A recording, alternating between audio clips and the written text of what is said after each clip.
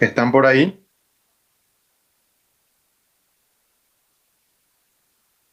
Perfecto, muy bien. Bueno, con esta clase damos inicio al aparato urinario. 2 segunditos, ¿sí?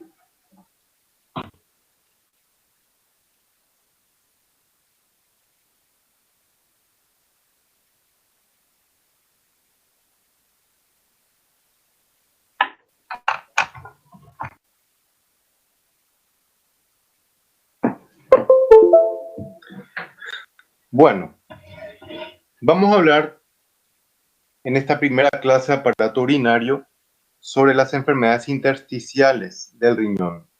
Son aquellas que afectan tanto el estroma renal como también los túbulos renales. Y básicamente no afectan los glomérulos. De ahí el nombre justamente de patologías intersticiales del riñón. Dentro de este grupo vamos a estudiar las más importantes. Bueno, primero que nada, la pielonefritis. ¿Qué significa pielonefritis? Es un proceso inflamatorio, normalmente de origen infeccioso, que afecta los túbulos renales, el intersticio renal y la pelvis renal. Y muy rara vez, y en etapas avanzadas de pielonefritis crónica, puede afectar los glomérulos, pero eso es en última instancia. Se divide en pielonefritis aguda y crónica, que básicamente se diferencia en el microscopio por las características generales que ustedes ya conocen de inflamación aguda y crónica. La aguda más bien va a tener edema intersticial, la crónica va a tener fibrosis en el intersticio, en la aguda el infiltrado va a ser predominantemente polimorfo nuclear, con algunos eosinófilos a veces también. En la crónica el infiltrado ustedes saben que es mononuclear, y los túbulos en la pielonefritis aguda van a presentar necrosis. En la crónica más bien van a presentar atrofia. En ambos casos podemos tener alguna insuficiencia renal por deficiencia de la función tubular, la cual se ve más frecuentemente en la crónica que en la aguda, en la práctica. Bueno, ¿cómo pueden llegar las bacterias, que son las causas más frecuentes de pielonefritis, hasta los riñones? Lo pueden hacer por 2 vías. Primero que nada, la más frecuente es la llamada vía ascendente. Ocurre esto cuando las bacterias, luego de colonizar la vejiga y dar una cistitis a este nivel, después al vencer el esfínter urétero-vesical, ascienden a través del uréter, llegan a la pelvis renal y finalmente hasta el riñón. ¿Ok? Este tipo de infección es mucho más frecuente en mujeres que en varones porque por un efecto hormonal en la región perianal y periuretral, la mujer presenta receptores a los cuales más fácilmente se pueden unir las bacterias que provienen del intestino, ¿ok? Y de esa manera colonizar la región perianal, la región posteriormente periuretral y por la uretra llegar hasta la vejiga. Además de eso, la mujer, como ustedes saben, tiene uretra mucho más corta que el varón, y otra cosa que también favorece este tipo de infecciones en mujeres antes que en varones. Hablamos de adultos más que nada porque en niños la frecuencia es parecida. ¿Ok? Ahora, para que se produzca una infección por vía ascendente, es importante tener en cuenta que existen diferentes constituciones anatómicas. Más que nada nos referimos a la manera en la cual el uréter penetra la pared de la vejiga para llegar hasta su luz.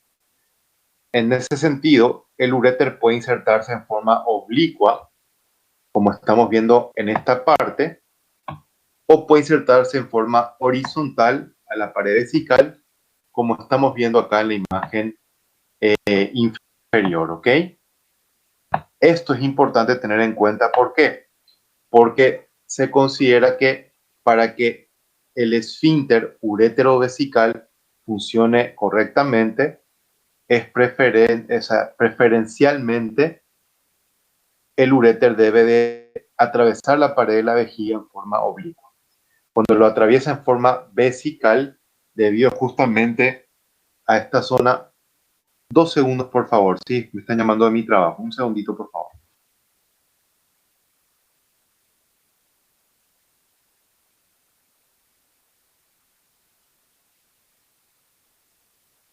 Perdón, pensé que era de IPS, ha sido la gente estúpida, claro, y otra vez. Bueno, eh, vemos acá cómo cuando el uréter se inserta en forma horizontal en la pared de la vejiga, forma como una especie de codo, ¿ven? A este nivel.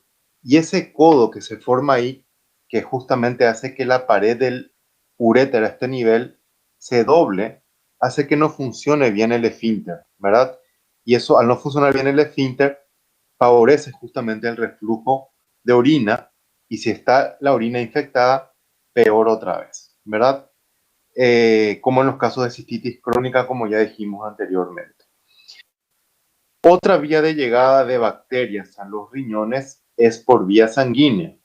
En este caso, obviamente nos referimos a un foco infeccioso primario en otra parte del cuerpo, que por un cuadro séptico hizo que las bacterias llegaran aquí, ¿verdad? Mientras que en el primer caso, que es por vía ascendente, la bacteria más frecuentemente implicada es el E. coli, comensal, ustedes saben, muy abundante en la flora intestinal. Cuando es por vía sanguínea la llegada de bacterias, la bacteria más frecuentemente implicada es el estafilococo dorado, sobre todo más que nada por infecciones primarias cutáneas, ¿ok? Pero también pueden ser por neumonías causadas por estafilococos, ¿ok? E. coli también puede llegar por vía sanguínea a los riñones justamente cuando produce una infección intestinal como una enterocolitis, por ejemplo, y provocar un cuadro séptico a partir de ahí. Bueno, vamos a hablar específicamente de la pielonefritis aguda. Se considera una infección supurada aguda del riñón, mucho más frecuentemente producida por bacterias que por cualquier otro microorganismo, siendo la bacteria más frecuente el E. coli y otras menos frecuentes como las que estamos viendo ahí, como Proteus mirabilis, Klebsiella, Enterobacter, ¿verdad? Todos son comensales de la cavidad intestinal, de la luz intestinal, que pueden colonizar justamente las células del urotelio, uniéndose a través de receptores de superficie epitelial. ¿Ok? Por vía sanguínea ya explicamos cuál sería la causa más frecuente. Acá nos referimos a la vía ascendente, que de hecho la vía ascendente es mucho más frecuente que la vía septicémica. Quiero aclarar eso también. ¿Ok? También puede ser causada por virus, ¿verdad? Mucho menos frecuente. Ahí tenemos algunos ejemplos, pero es rarísimo. Y más raro todavía es que sea causado por hongos. Casi todos los pacientes que tienen pielonefritis aguda por hongos son inmunodeprimidos.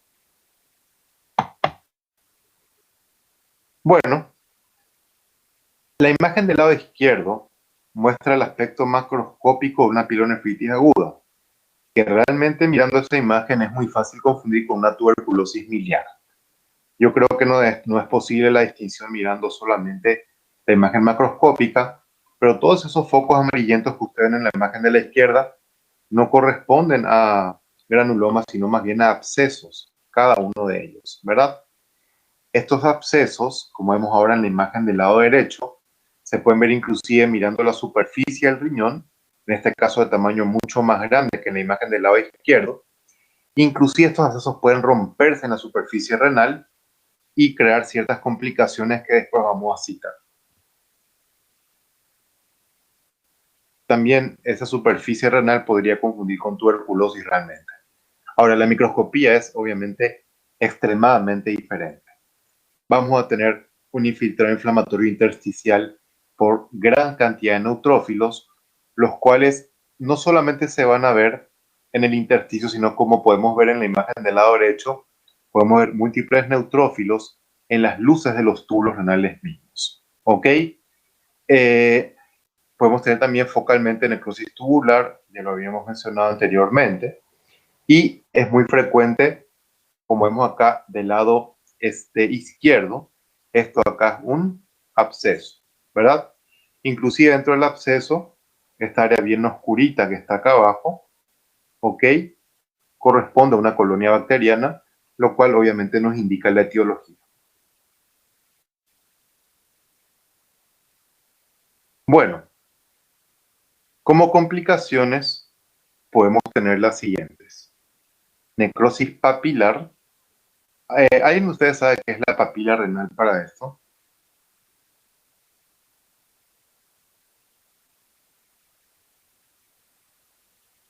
Eso es anatomía nomás, ¿eh? ¿Qué es la papila renal?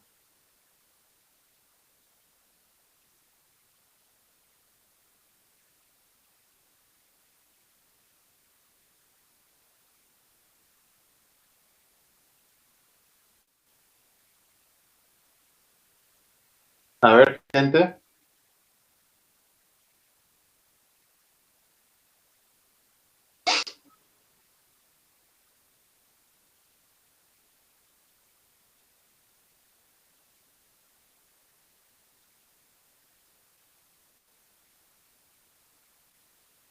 Mm, más o menos, María José. Más o menos esa es la idea, pero hablando específicamente, sí es más o menos el punto por donde sale la orina del riñón, ¿verdad? Hacia la pelvis renal. Pero para ser exactos, la papila renal sería el vértice de la pirámide renal. Recuerden que la médula en el riñón está representada por una estructura piramidal que se conoce como pirámide renal. Y en el vértice de esa pirámide, hacia la pelvis renal, eso es lo que se conoce como papila renal. ¿Ok? Una complicación de la pielonefritis aguda es necrosis papilar, lo cual obviamente da problemas de secreción de orina o excreción de orina por parte del riñón. Es una complicación que más que nada se ve en pacientes diabéticos. ¿Ok? También podemos ver acumulación de gran cantidad de pus en dentro mismo del riñón, así como también en la pelvis renal, lo que se conoce como pionefrosis, ¿ok? Y un absceso perirrenal, que es cuando justamente un absceso renal de una pielonefritis aguda se rompe en la superficie del riñón y provoca la formación de un absceso en la grasa perirrenal. Cuando esto ocurre, idealmente debe de drenarse el absceso, ¿verdad? Ya que con tratamiento antibiótico no va a ser suficiente tratar. Bueno, vemos acá la llamada necrosis papilar. Sobre todo fíjense en la imagen del lado derecho, donde vemos unas áreas blanquecinas dentro de la zona de la pirámide renal. Esta es la zona justamente de necrosis. Les repito, complicación que se ve especialmente en pacientes que son diabéticos. Todas las áreas blanquecinas en la imagen del lado derecho representan lo mismo. Bueno, la pielonefritis crónica, ¿sí? Eh, tiene ya un aspecto macroscópico muy característico, sí, que vamos a ir describiendo enseguida. También es causado por bacterias, básicamente las mismas bacterias que pueden causar pielonefritis aguda, pero por algún motivo van dando infecciones a repetición y hace que el proceso sea crónico más bien. Bueno, las dos formas a través de las cuales las bacterias pueden llegar por vía retrógrada hasta, digamos, los riñones son las siguientes, ¿ok? Una, sencillamente por reflujo de orina. En este caso dijimos que más bien tiene relación con un defecto a nivel del esfínter urétero-vesical. En este caso, se afectan predominantemente el polo superior, como vemos acá, y el polo inferior del riñón. ¿Ok? Pero también esto puede ser en el contexto de una uropatía obstructiva, que se da más bien por formación de cálculos a nivel de las vías urinarias, especialmente en el uréter, y esto, al crear un aumento de presión retrógrada hace que si la orina se encuentra infectada con bacterias, pueda llegar hasta todo el riñón, ¿verdad? Dando lugar más bien a una afectación difusa renal y no predominantemente de los lóbulos superior e inferior, de los polos superior e inferior, como sería en el caso de una, digamos, una nefropatía por reflujo.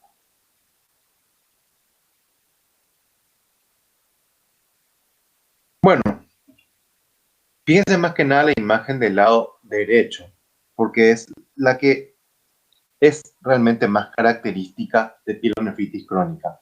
La pielonefritis aguda, como vimos, no es tan fácil de reconocer macroscópicamente porque puede confundirse con tuberculosis. La crónica sí tiene aspectos más característicos. Y ustedes saben que un riñón normalmente tiene superficie lisa, ¿cierto? Pero en este caso en particular, observamos el riñón, vean, les repito, la imagen del lado derecho, con superficie más bien de aspecto lobulada, ¿verdad? Además de la superficie lobulada, notamos que hay áreas marcadamente deprimidas entre las lobulaciones. De hecho, la superficie lobulada no es porque hayan zonas que realmente protruyen, sino más bien porque hay otras zonas que sufren retracción del tejido. ¿Por qué sería esa retracción tisular? Por la gran fibrosis que se presenta cuando el proceso es avanzado. ¿Ok? El color también cambia mucho y depende de qué avanzado esté el proceso, ¿verdad? Por lo menos inicialmente el color no va a tener mucha variación. Ya más adelante, sobre todo por la fibrosis, lo que puede cambiar el color más que nada.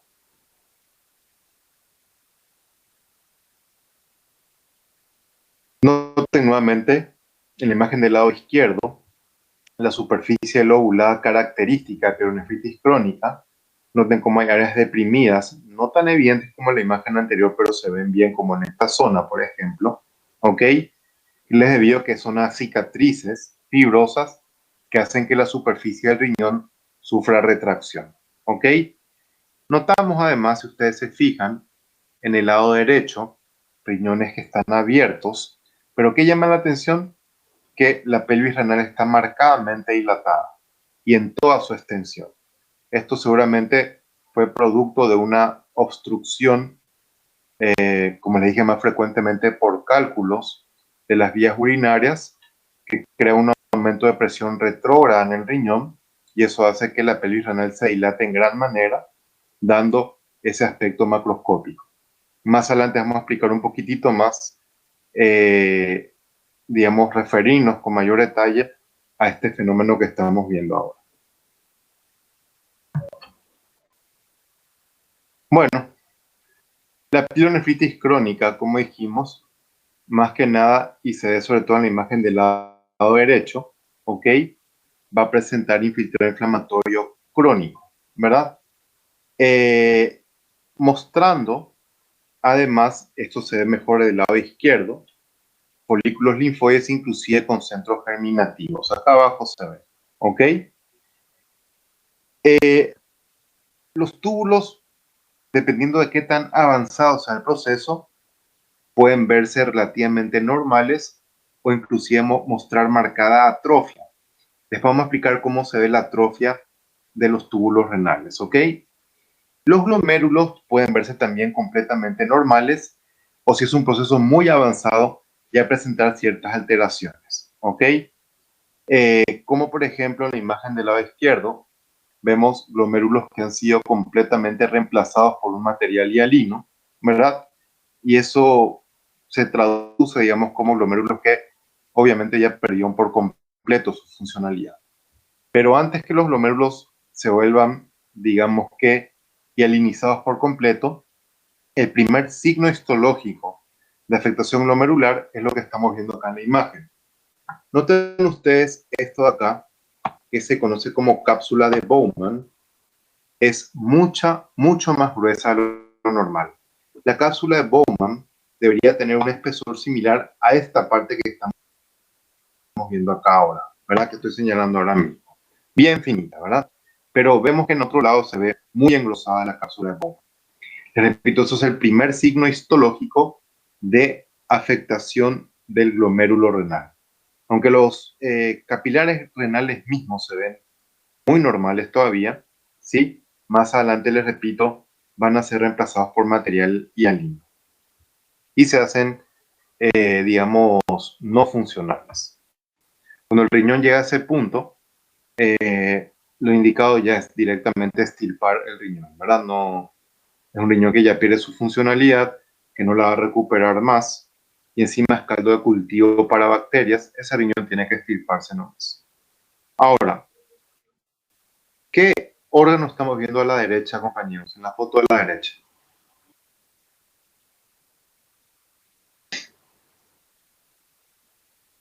Seguro que es tiroides, Guillermo.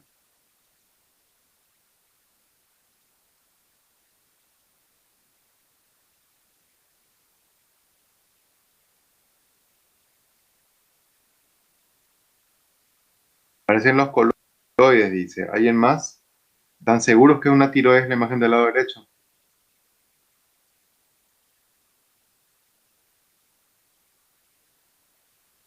Ahí se callaron todos, ¿verdad? Es que de hecho no es una tiroides, gente, sino que cuando la atrofia tubular se hace muy marcada, adquieren los túbulos renales un aspecto muy similar a los folículos tiroideos, ¿verdad? Y de hecho es un riñón lo que estamos viendo en esa imagen, aunque no parezca, ¿verdad? Ese proceso de atrofia tubular, por eso se conoce como tiroidización tubular, porque tienen aspecto muy similar a glándula tiroides. ¿Ok? Entonces, cuando ustedes vean estructuras que parecen folículos tiroideos, pero en el riñón, eso sencillamente es atrofia tubular.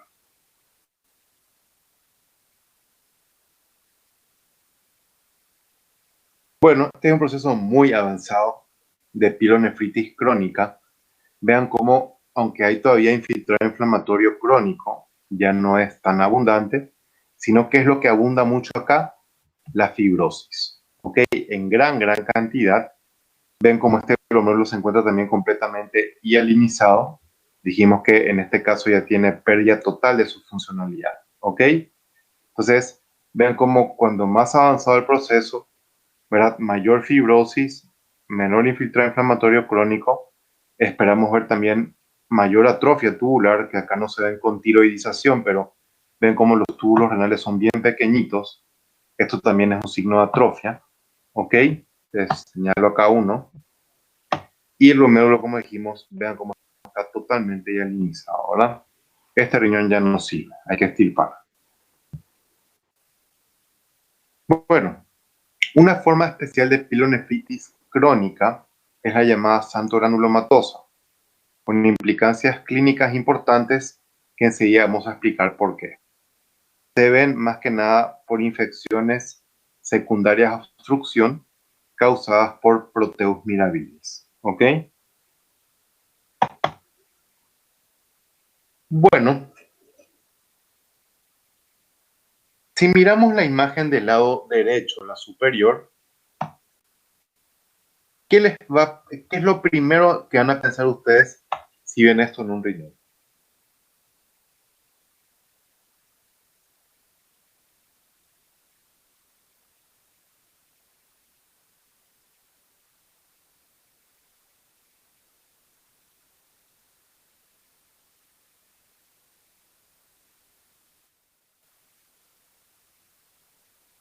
A ver,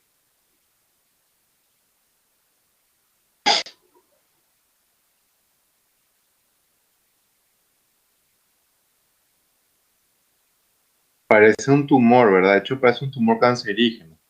Estoy de acuerdo, si yo llegara a ver esto, lo primero que voy a pensar es en un tumor, ¿verdad? Y ese es justamente el motivo por el cual la pielonefritis crónica xantogranulomatosa es tan importante desde el punto de vista clínico.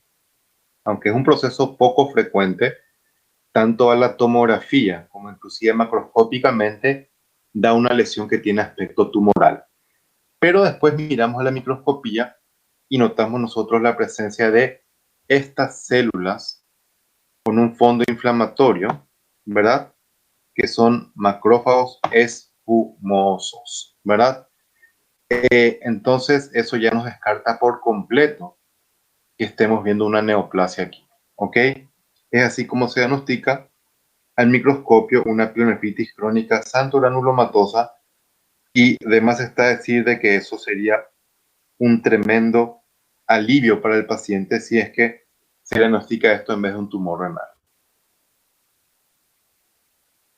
No creo que en este caso le importe mucho haber perdido un riñón, ¿verdad? Bueno, vamos a hablar ahora de la nefropatía tubular aguda, llamada también lesión tubular aguda en su libro, ¿ok? En otros libros le llaman directamente necrosis tubular aguda, ¿sí? No es una enfermedad en sí, sino es una entidad clínico-patológica hacia la cual pueden derivar diferentes procesos del organismo, no solamente renales, sino inclusive sistémicos, como vamos a ver enseguida, ¿ok? Se caracteriza con destrucción y necrosis del epitelio tubular que lleva a una insuficiencia renal aguda en los pacientes, sí, pudiendo ser inclusive una causa importante de muerte en los mismos, ¿ok? De hecho, es la causa más frecuente de insuficiencia renal aguda, sobre todo más que nada en pacientes que están internados en terapia. Vemos con mucha frecuencia esto en pacientes en autopsias, ¿ok? Bueno, la llamada necrosis tubular aguda o ATN puede tener dos etiologías.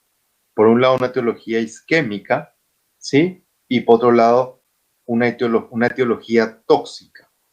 En este caso, inclusive algunos fármacos pueden estar implicados, como antibióticos, por ejemplo, la gentamicina, la amoxicilina también inclusive, y también algunos medicamentos que se usan como quimioterápicos o inmunosupresores, ejemplo, la anfotericina B. ¿Ok? Dentro de los casos de necrosis tubular aguda nefrotóxica, también se considera al material de contraste, que tiene como digamos que efecto secundario muy raro, provocar una necrosis tubular aguda a nivel del riñón. El material de contraste que se utiliza tiene bario y se cree que el bario mismo sería el que causa el problema.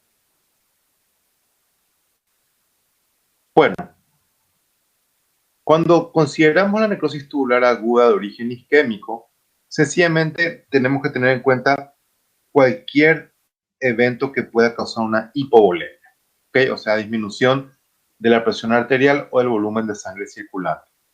Una cirugía con mucho sangrado, un traumatismo también con hemorragia importante, las quemaduras que son extensas deshidratan mucho al paciente, y la sepsis, porque la sepsis puede dar un shock séptico, ¿verdad? Cuando hablamos de causas tóxicas, nos referimos anteriormente solamente a las causas exógenas. Dijimos que pueden ser quimioterápicos, mencionamos un par de antibióticos, hablamos de material de contraste, pero algunos elementos endógenos también pueden causar lesión tóxica en el riñón. Por ejemplo, la hemoglobina y la mioglobina, ¿ok? ¿En qué contexto, por ejemplo, la hemoglobina puede ser un problema? En los casos de una hemólisis masiva, ¿sí? Donde la hemoglobina se libera a los eritrocitos, comienza a circular libremente por sangre, cuando llega al riñón puede causar esto. La mioglobina, como ustedes saben fisiológicamente, almacena oxígeno en los tejidos musculares, y en los casos que haya un traumatismo muy extenso, por ejemplo, el músculo esquelético, se puede liberar mioglobina hacia la sangre y causar nefrotoxicidad. Bueno, por cualquiera de los motivos que mencionamos, ya sea isquémico o tóxico, podemos tener una lesión tubular aguda, ¿verdad? Y de por sí, digamos, estas células, al ser directamente dañadas, van a perder su funcionalidad y por eso dar una insuficiencia renal aguda, ¿ok? Inclusive la pared del túbulo puede llegar a romperse, haciendo que el contenido de los túbulos, que es orina, escape al intersticio renal, dando infiltrado inflamatorio a este nivel. ¿Ok? Pero por otro lado, cuando las células epiteliales mueren por cualquier efecto de estos, van a terminar desprendiéndose hacia la luz de los túbulos y obstruyen el flujo de salida de orina. ¿Ok? Ese es otro motivo más por el que finalmente podemos llegar a tener insuficiencia renal aguda en estos pacientes. ¿Ok? Obviamente se expresa clínicamente esto como una reducción de la diuresis, ¿sí? Y por un filtrado glomerular reducido, ya que al estar obstruidas las luces de los túbulos renales por un aumento de presión retrógrada, se altera la barrera de filtración urinaria y, les repito, disminuye en gran manera el filtrado glomerular. Bueno, el patrón de afectación tubular, sea un proceso isquémico o sea un proceso tóxico, pueden presentar diferentes patrones. Cuando hablamos de un proceso isquémico, la afectación tubular suele ser más bien parcheada. ¿Qué significa? Vean la imagen del lado, la parte izquierda de la imagen, y las zonas de color rojo son las que están afectadas. ¿Ok? Vean cómo entre las zonas afectadas, característicamente vemos áreas que el esquema intenta mostrar que son completamente normales. Eso lo llamamos patrón de afectación parcheada. Pero cuando es de tipo tóxica, la lesión es más bien continua y no parcheada. Y en este segundo caso, lo que más frecuentemente se afecta es el túbulo renal proximal, ya sea el túbulo contorneado o el túbulo recto. Bueno, vemos la imagen del lado izquierdo, que es la más linda, la que estamos notando aquí, y vemos cómo notamos en la luz de los túbulos, ¿sí? Un montón de células rosadas, pero sin núcleo, que me indica que las mismas son necróticas, ¿verdad? Porque ya perdieron su núcleo, están muertas. Y vean cómo al desprenderse terminan obstruyendo por completo la luz del túbulo. Tanto la pérdida de funcionalidad de estas células como la obstrucción tubular llevan a una insuficiencia renal al paciente. Bueno, acá vemos algunas células muertas también y también desprendidas, pero no en un estado tan avanzado de muerte celular, porque como ustedes pueden ver, muchas de estas células todavía mantienen su núcleo, solamente que el núcleo es bien picnótico. Recuerden que la pignosis es el primer fenómeno nuclear que se observa luego de que una célula muere, ¿verdad?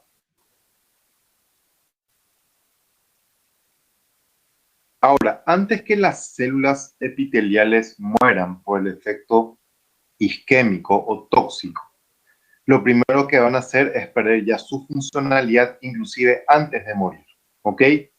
Ya que cuando son afectadas por este tipo de situaciones, van a perder primeramente sus microvellosidades, o sea, su borde en cepillo. Y esto ya de entrada afecta muchísimo la capacidad de absorción que tienen estas células, ¿ok? Debido a este motivo, cuando se afecta sobre todo el túbulo renal proximal, vamos a tener un gran déficit de proteínas y también de glucosa, lo cual obviamente puede llevar a la muerte del paciente si es que no se corrige rápido. La necrosis tubular aguda, les cuento que es un proceso reversible si es que el paciente sobrevive, ¿ok? No es que permanentemente queda este problema. Bueno, ¿qué me indica a mí histológicamente que efectivamente se están regenerando las células tubulares? Por un lado, mitosis, que es lo que marca la flecha verde a la derecha, y por otro lado, células multinucleadas o binucleadas a nivel del epitelio tubular. Ambas características histológicas nos indican de que este es un riñón que se recuperó de una necrosis tubular aguda.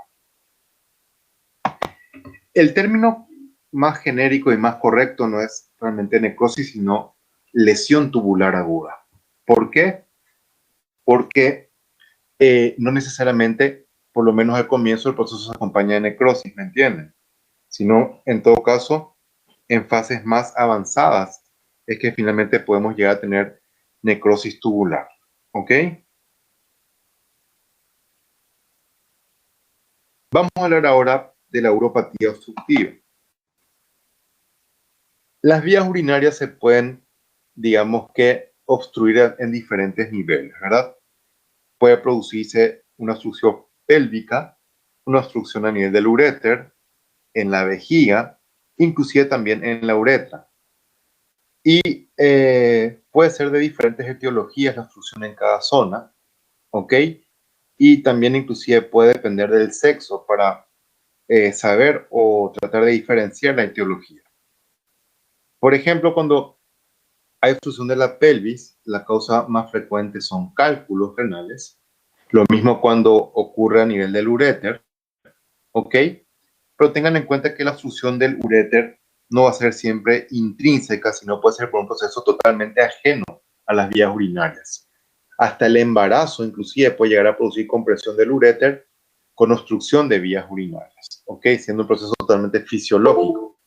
Tumores retroperitoneales también pueden llevar, digamos, a obstrucciones extrínsecas de las vías urinarias, ¿verdad? Hace poco justamente me tocó ver un paciente que inicialmente tuvo un tumor uterino, que después, cuando empezó a diseminarse hacia el abdomen, hubo un compromiso grande del retroperitoneo y empezó a obstruir los uréteres en ambos lados y dio una insuficiencia renal importante al paciente que por este motivo terminó falleciendo, ¿verdad?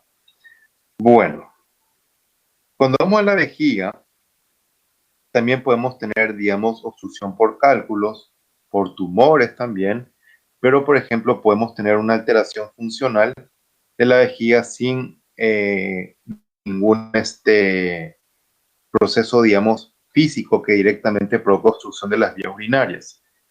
En ese sentido nos referimos a que la vejiga puede perder su capacidad de contracción y por ende su capacidad de eliminar orina, ¿verdad? Si hay algún traumatismo que afecta la columna lumbar, entonces la vejiga puede perder su inervación y llegar a tener este problema nosotros, ¿verdad? En varones es sumamente frecuente e importante tener en cuenta la obstrucción de la uretra masculina en pacientes mayores por hiperplasia prostática. La próstata, al rodear la uretra prostática, cuando sufre una hiperplasia, obstruye la uretra prostática y puede llevar a problemas, digamos, de obstrucción de vías urinarias. ¿Ok? La misma, como vemos hacia la derecha, hacia la izquierda, perdón, puede ser brusca o producirse en forma paulatina, brusca más bien por cálculos, paulatina puede ser por tumores que crecen en forma progresiva. ¿Ok? La obstrucción puede ser parcial cuando compromete solamente parte del diámetro de la luz o total cuando la compromete por completo. Unilateral si es que afecta del uréter para arriba. Cuando afecta a la vejiga, especialmente cuando se afecta la uretra en el varón, puede ser bilateral el problema. ¿Ok? Y ya vimos ya ejemplos de causas que pueden ser intrínsecas o inclusive extrínsecas, afectando estas últimas más frecuentemente el uréter, excepto cuando hablamos de la afectación de la próstata a nivel de la uretra. Bueno, y la obstrucción de las vías urinarias va a causar un problema renal importante con el tiempo, si es que no se trata, que se conoce como hidronefrosis. ¿Ok? Ya vimos una foto de hidronefrosis cuando hablamos de pielonefritis crónica hace un rato, ¿verdad? Pero, ¿qué es la hidronefrosis? Es cuando hay una dilatación de la pelvis renal y los cálices renales, ¿verdad? Que se producen por, digamos que, retención de orina a ese nivel, por obstrucción justamente del flujo de salida, haciendo que progresivamente el riñón se vaya, digamos que, agrandando, pero al mismo tiempo la orina que se acumula en la pelvis termina comprimiendo en gran parte la corteza renal y eso obviamente altera por completo la función tanto glomerular como tubular, y estos pacientes van a ir a una insuficiencia renal, de todas maneras, ¿ok? Obviamente un riñón hidronefrótico va a ser bastante más grande que un riñón normal. Miren la imagen del lado izquierdo, como el riñón hidronefrótico es mucho más grande que el riñón normal, ¿ok? Repito, por acumulación de orina y dilatación de la pelvis y los cálices renales, los cuales se pueden ver perfectamente bien dilatados al corte en la imagen del lado derecho, ¿ok? A veces la dilatación llega a ser tan grande que macroscópicamente hasta pueden simular quistes, todas estas zonas que estamos viendo aquí. Vean ya que en etapas muy avanzadas del proceso, la corteza renal se ve muy delgada, perdón, como notamos en esa zona. Obviamente, esto ya no es más funcional. La hidronefrosis no es reversible en etapas avanzadas, compañeros. Cuando es en etapa inicial, sí puede ser reversible, pero cuando llega a este punto, es totalmente irreversible y el riñón tiene que extirparse.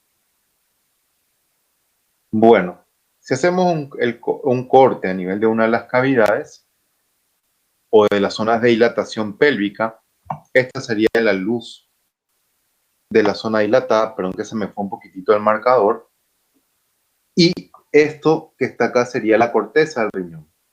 Ven cómo se ve mucho más delgada de lo normal, ¿ok?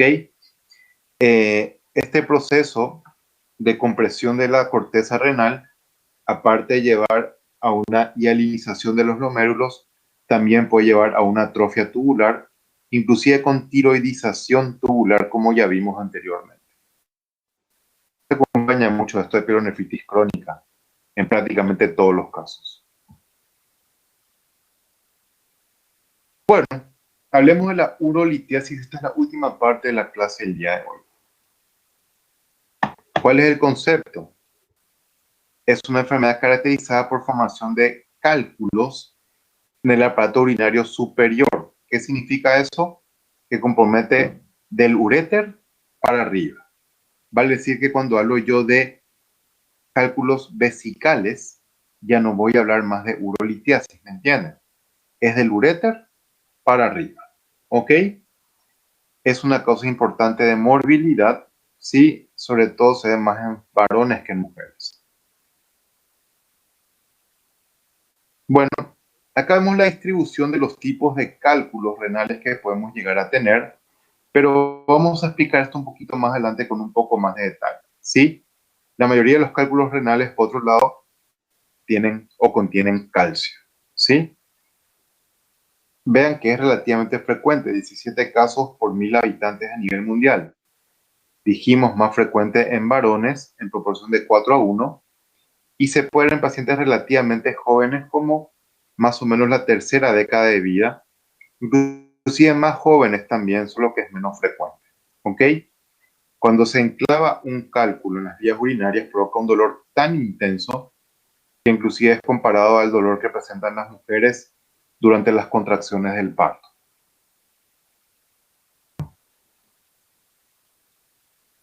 Bueno, ahora, ¿por qué se forman cálculos en las vías urinarias? ¿Ok? Dijimos que la mayoría de ellos van a contener calcio, como ya dijimos, como ya mencionamos, ¿ok? Entonces, cuando este componente o el calcio o cualquier componente que forme el cálculo se encuentra sobresaturado en orina, vamos a tener, o sea, eso va a favorecer la formación de cálculos, ¿ok? Por ejemplo, si tenemos aumento del calcio en orina, aumento del oxalato en orina, aumento de la cistina en orina. La cistina, hay cálculos que pueden formarse por cistinuria, ¿verdad? Recuerden que la cistina es un aminoácido.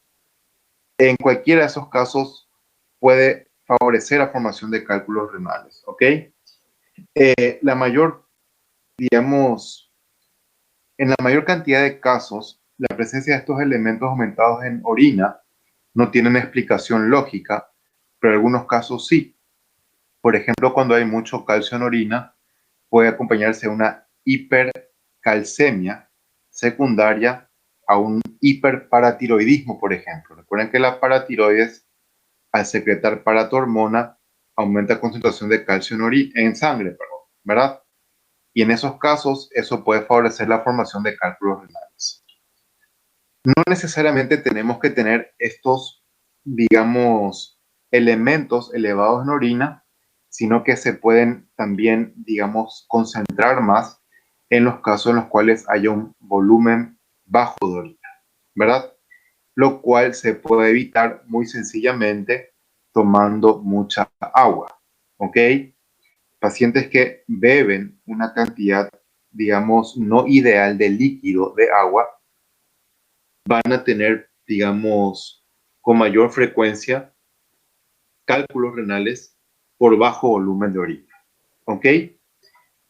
La orina, de hecho, contiene fisiológicamente ciertas sustancias que son inhibidoras de precipitación, ¿no? O sea, evitan de que estos componentes, ya sea el calcio, el oxalato o la cistina, precipiten en orina y puedan cristalizar para formar cálculos. Ejemplo de estos inhibidores son los citratos, los pirofosfatos, los difosfonatos y la nefrocalcina. Cuando cualquiera de ellos se encuentra disminuido en orina, se favorece formación de cálculos. Y por último, el cambio mantenido del pH urinario. Y el pH urinario mantenido puede ser ácido o puede ser básico. En ambos casos, y vamos a explicar esto en un ratito más, ya sea que el pH sea ácido o básico en forma sostenida, los dos favorecen la formación de cálculos renales. Bueno, ¿cuáles son los tipos de cálculos renales más frecuentes? El más frecuente de todos es el de oxalato y fosfato cálcico, ¿ok? El cual se puede ver cuando hay hipercalciuria, que dijimos en su mayor proporción son idiopáticos, o sea, no se sabe por qué hay aumento de calcio en orina, ¿verdad?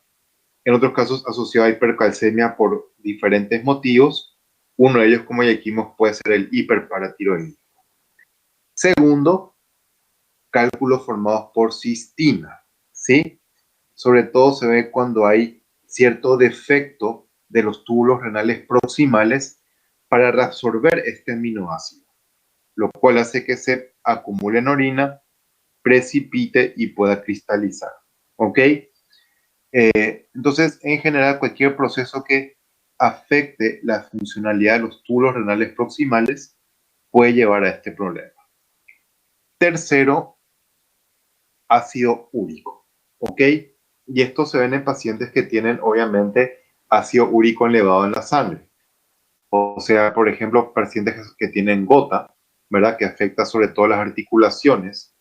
Más que nada la articulación del dedo gordo del pie es la más afectada de todas, ¿sí? Pero también se pueden ver asociados estos cálculos a ciertos tipos de neoplasias, ¿verdad? Se conoce, por ejemplo, que se asocia a leucemia, ya que la leucemia provoca un recambio celular acelerado que acelera a su vez el metabolismo proteico y eso justamente hace que se libere mayor cantidad de ácido úrico hacia la sangre, ¿ok? Entonces, pacientes que tienen ácido úrico elevado, lamentablemente deberían de consumir una menor cantidad de carne vacuna comparando con otras personas, lo cual es muy difícil en nuestro país, sobre todo por los asados tan buenos que hay, ¿verdad? Bueno, y por último podemos tener cálculos de fosfato amónico magnésico. En este caso, esos cálculos están más bien asociados a infecciones, específicamente infecciones por proteus. En el caso de formación de cálculos por ácido úrico, no solamente digamos que los cálculos se forman porque tenemos un aumento de este producto en la orina, sino porque la presencia de ácido úrico en orina hace que el pH disminuya y esto favorece que estos cristales se formen. Pero como dijimos, puede ocurrir a la inversa. ¿Qué ocurre cuando hay infecciones por proteus? Secretan una enzima que se llama ureasa, muy parecida a la que secreta el Helicobacter pylori en el estómago, que lo que hace es justamente descomponer la urea para liberar amoníaco. El amoníaco por ser, perdón, un producto químico básico, va a hacer que el pH aumente en forma sostenida en orina y eso es lo que finalmente provoca que precipiten las sales de fosfato amónico, llevando a que se formen cálculos por este motivo.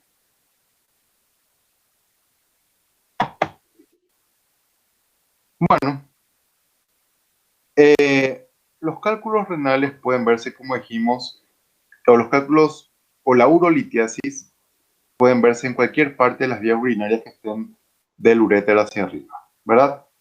Pero a veces cuando se forman en la pelvis renal pueden tener formas muy particulares. Ven, por ejemplo, como el cálculo que tenemos en la imagen superior a la derecha dibuja una forma muy parecida a las astas de ciervos, ¿verdad? ¿Conocen los ciervos? Como tienen sus astas, ¿verdad?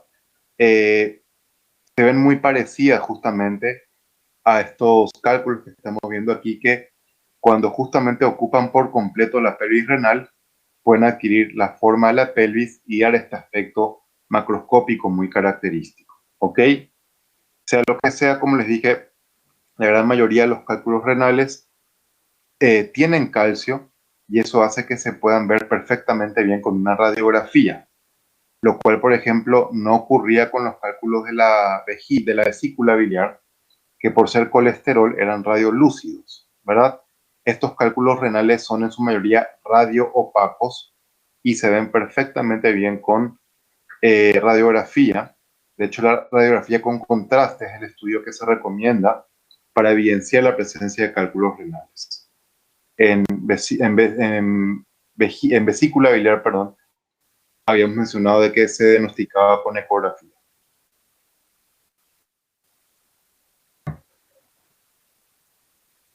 Bien, gente, esto es todo por la clase del día de hoy.